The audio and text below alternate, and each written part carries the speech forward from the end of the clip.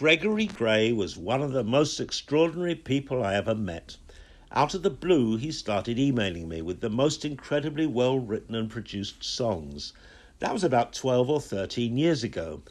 Thinking at first he was a new young songwriter, I was excited about what I heard. Perhaps I could get him a deal, make him a star.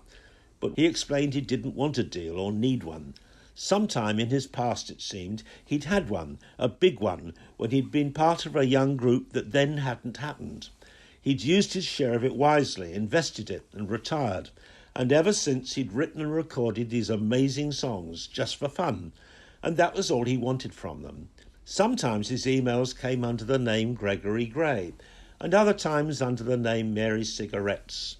And sometimes we discussed back and forth about current events. And he'd read all my books too and liked to talk about them in great detail. Occasionally his emails recounted stories about his sexual exploits. He liked to holiday in the Arizona desert with gangs of gay bikers. The further sexual details were just too outrageous to tell in detail. Then one day I was in the bar of the Soho Hotel when a stranger tapped me on the shoulder and announced himself as Gregory. It was only now that I realised I'd never seen a picture of him. But now here he was, gaunt and grey and 50-ish, with a wonderful glint in his eye.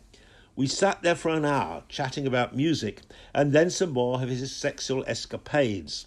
He then went on to talk about big band jazz, especially Stan Kenton, and for the next year he sent me an incredible library of the greatest big band jazz ever.